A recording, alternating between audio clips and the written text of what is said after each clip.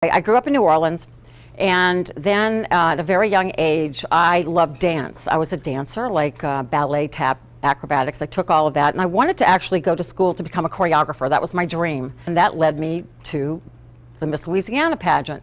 I forgot the choreography, fell in love with news broadcasting. I wanted to be an anchor. That was it. I wanted to be an anchor. I was focused. Just focused completely. That was going to be my career, and I wanted to be an anchor in New Orleans, and that was it. I was going to live here, get married here, blah, blah, blah.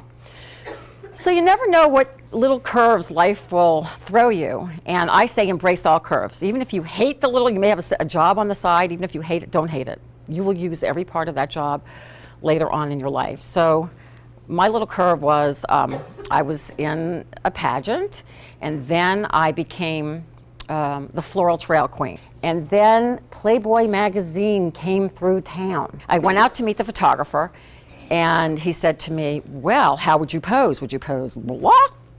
Or I said, no, I don't want blah. I want this.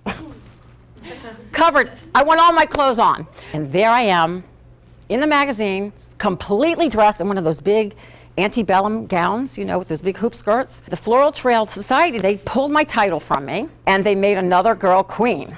So I decided to bring the Floral Trail Society to court. So I'm going to be in journalism. They're not going to make it seem like I was in Playboy and it was a bad thing.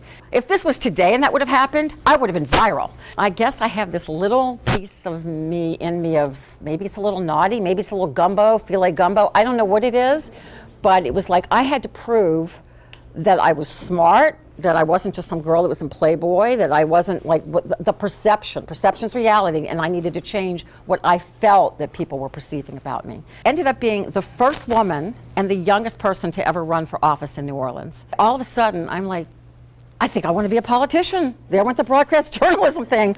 I want to make changes. I want to make a difference. Maybe I could run for councilwoman. When people told me I couldn't do things, because I loved comedy, and I think I loved comedy because going all the way back to that incident that happened to me in grade school, I found that if I hid behind comedy and humor, that I felt more comfortable. So at some point I went, you know, I got these curves.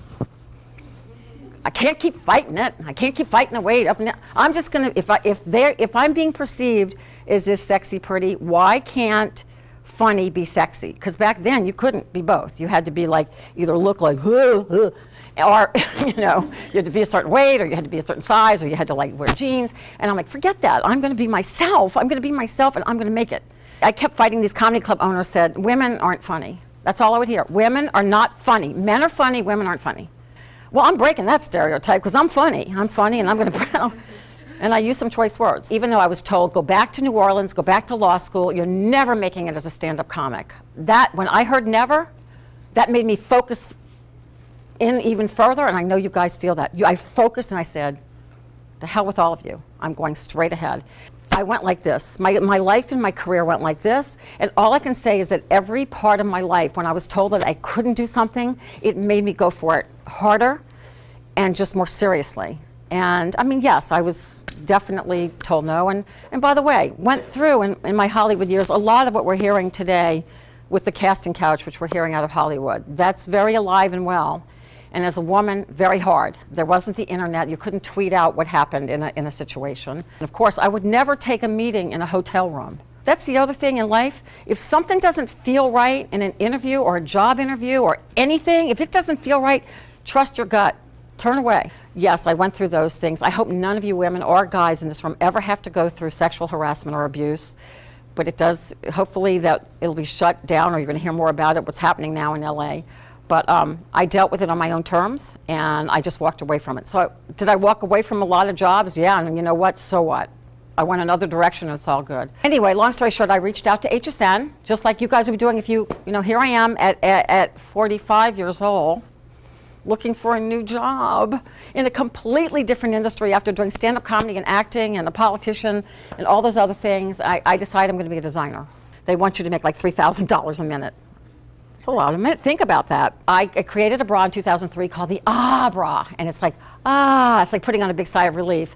We produced an infomercial. The bra became the #1 best-selling bra of all times. To this day, we sold 35 million units in 34 countries. It's been an amazing journey, and then I decided that I needed to write about it. And I wrote this book. had to use the iconic name that I started with, Up All Night, the show that I did. But it's actually called From Hollywood Bombshell to Lingerie Mogul, Life Lessons from an Accidental Feminist.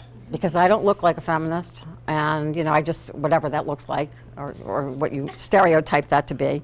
But you don't have to look a certain way to be a certain way. Because I stood up for myself, never went down the road that wasn't right for me, never did the casting couch thing, did it on my own terms, never asked for money from anyone. Each story in there has lessons that I took away from it that everyone can apply. I just want you to know that you can write a book, you can make a screenplay, you can become an anchor, you guys can do anything that you want. I am living proof. And the one person I think of is Miss Martin. You slapped my hand, thank you, because no one will ever slap my hand ever again. And I'm not a baby, like I can have my life in front of you like all you young, beautiful people have, but I'm not stopping.